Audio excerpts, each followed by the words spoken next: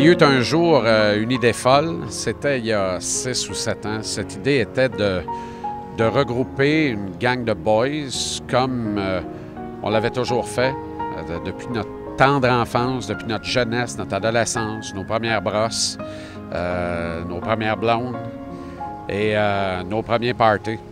Cette idée, c'était de réunir cette gang-là autour d'un concept d'une plateforme sociale, d'un club social, amalgamé avec tous ces réseaux existants aujourd'hui qui font en sorte qu'on converse sans jamais véritablement se toucher.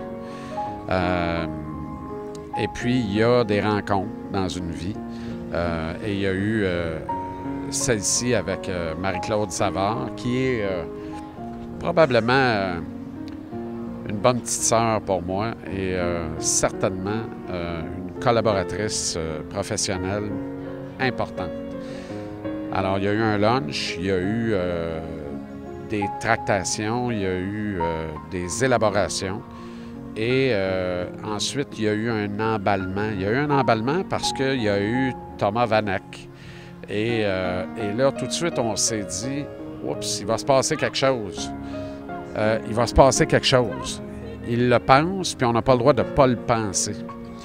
Et ce quelque chose-là, ça a été le printemps extraordinaire qui vient de prendre fin abruptement ce soir, à l'issue du match numéro 6 de la série entre le Canadien et les Rangers, perdu 1-0 par les Glorieux à Madison Square Garden. Il sera toujours temps d'accuser Vanek, le premier sans doute, et beaucoup d'autres parmi les grands touristes de ces séries 2014, mais à travers lesquels, comme à travers vents et marées, cette équipe extraordinaire a refusé de mourir encore, encore et encore.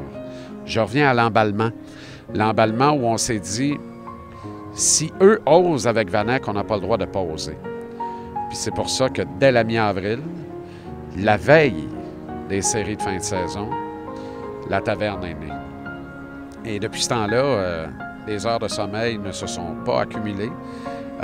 Les capsules de délire en délire, les soirées, arrosées ou pas, la déception des défaites de certains revers, l'ivresse de grandes victoires nous a conduits jusqu'à cette finale d'association, une première depuis 2010, avec ce petit quelque chose en valeur ajoutée de sentiment d'immense fierté.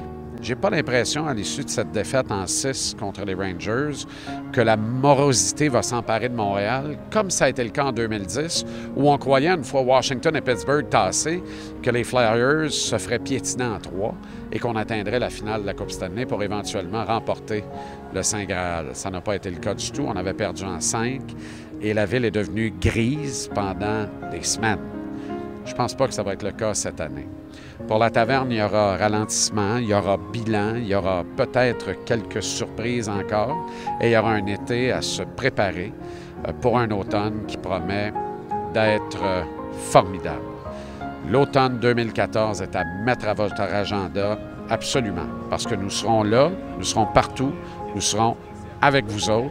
Nous allons faire des événements, nous allons échanger, nous allons nous coltailler.